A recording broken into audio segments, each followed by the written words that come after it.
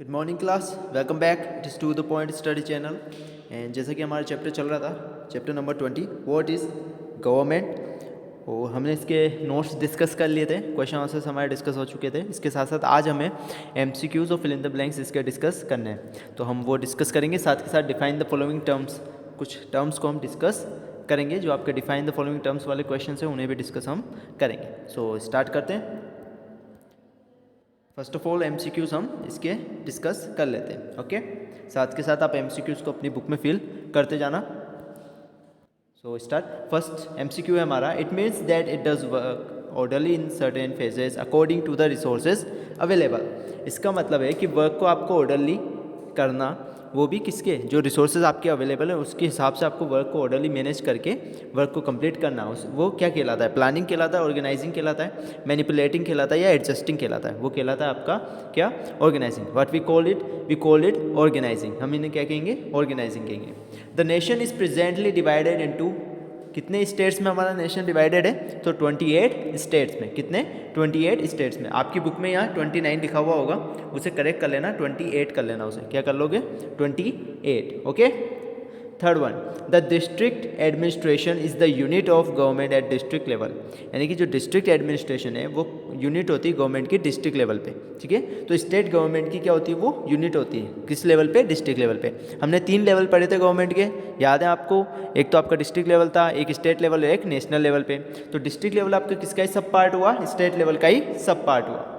Fourth one, our neighbouring country was a monarchy, now it is a democracy. यानी कि हमारी कौन सी ऐसी नेबरिंग कंट्री जहाँ पे पहले किंग का रूल था, यानी राजा का रूल था? First one Pakistan, B Nepal, C Sri Lanka, D Bangladesh. तो उसका आंसर होगा आपका क्या? बी नेपाल। क्या होगा इसका answer? B Nepal. The fill in the blank has the power to issue the necessary order to give justice. किसके पास पावर होती है कि वो ऑर्डर्स दे सकता है जस्टिस के लिए? तो किसके पास होती है? वो कोर्ट के पास पावर होती है। आपकी जस्टिस, आपके साथ न्याय हो, इसकी ऑर्डर कौन इशू कर सकता है? आपका कोर्ट इशू कर सकता है। तो फर्स्ट वन पहले में आएगा आपका organising, B.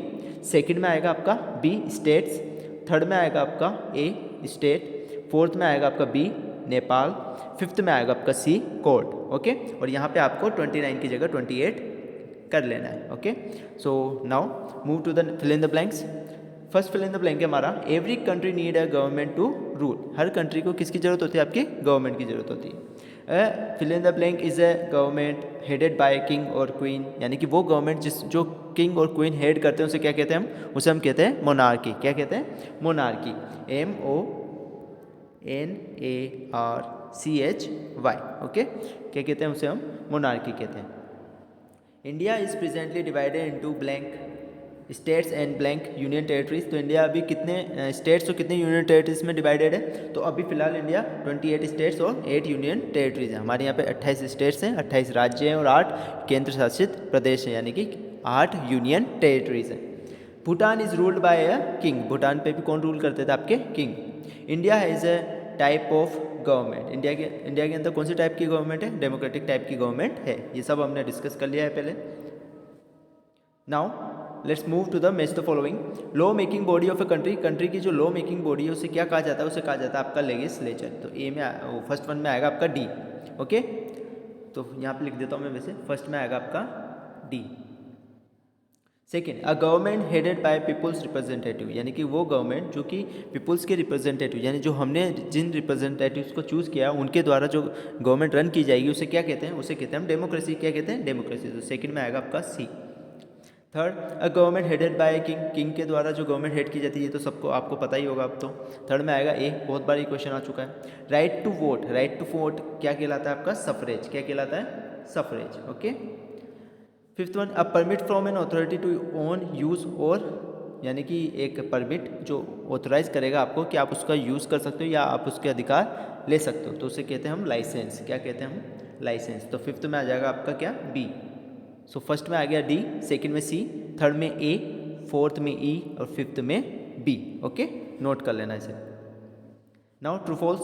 In a democracy the king has absolute power to rule the country. Democracy में किंग क्या रूल करता है क्या? नहीं। किंग किस में रूल करता है? आपका मोनार्की में। तो ये फॉल्स हो गया आपका, फर्स्ट में आ गया आपका false. A person below the age of 18 is not permitted to drive a motor vehicle. एक पर्सन जो 18 साल से कम का है वो गाड़ियाँ नहीं चला सकता। तो सही बात है, तो इसमें क्या आएगा? ट्रू।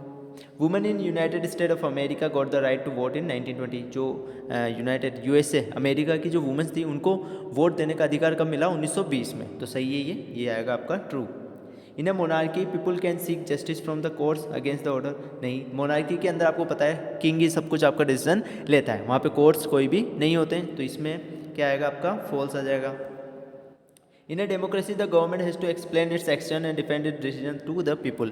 डेमोक्रेसी के अंदर गवर्नमेंट को अपने एक्शंस को, अपने डिसीजंस को या तो एक्शंस को बताना पड़ता है लोगों को, या अपने जो उन्होंने जो किया है उस डिसीजंस को डिफेंड करना पड़ता है। यानी कि लोगों की चूज़ की गई क्या है वो गवर्नमेंट है, इसलिए उनको उनके खिलाफ क्या होना पड़ता है? रिस्पॉन्सिबल होना पड़ता है, अकाउंटेबल होना पड़ता है। तो इसका आंसर भी क्या हो जाएगा आपका? ट्रू। तो फर्स्ट में फॉल्स, सेकेंड में ट्रू, थर्ड में ट्रू, फोर्थ में फॉल्स, फिफ्थ में true. Okay, now move to the question number E. Define the following terms. First term है हमारी गवर्नमेंट। क्या है? गवर्नमेंट। तो गवर्नमेंट के बारे में पढ़ते हैं। A group of people who control economic, social and other activities of a country और state and make all the decisions about taxes, laws, public activities etcetera. Government क्या है? एक ग्रुप ऑफ पीपल है जो कंट्रोल करती है economic, social और other activities को, ठीक है, हमारी कंट्री की, एंड और डिसीजन लेती है हमारे टैक्सेस, लॉज, पब्लिक और एक्टिविटीज़ के ऊपर। डेमोक्रेसी क्या होती है? A government run by group of people elected by the whole population. यानी कि गवर्नमेंट जो एक ग्रुप ऑफ पीपल जिनको हमने इलेक्ट किया है उनके द्वारा चलाई जाती है, उसे हम क्या कहते हैं? डेमोक्रेसी कहते हैं। मोनार्की सेम थिंग, वो गवर्नमेंट जो किंग द्वारा चलाई जाए या किंग द्वारा हेड की जाए उसे हम मोनार्की कहते हैं। लेगिस्लेचर जो लॉ मेकिंग बॉडी जो हमारे कानून बनाती है उस बॉडी को क्या कहा जाता है? आपके लेगिस्लेचर, जैसे कि हमारे इंडिया में लोकसभा। यूनिवर्सल एडल्ट फ्रेंचाइज क्या कहता है कि सारे जितने भी एडल्ट है कंट्री के वो वोट दे सकते हैं। यानी कि एडल्ट कौन होते हैं? जो 18+ एज के हों, ठीक है, 18 से अबो एज के जो होंगे वो आपके एडल्ट कहलाएंगे, ठीक है। तो वो सब क्या दे सकते हैं? वोट दे सकते हैं। ये किस प्रिंसिपल में, कौन सा प्रिंसिपल है ये? Universal adult franchise principle. Okay, so chapter हमारा फिनिश हो चुका है। सारे क्वेश्चन आंसर्स हमने इसके डिस्कस कर लिए। एक बार स्क्रीनशॉट्स ले लीजिए आप इनका।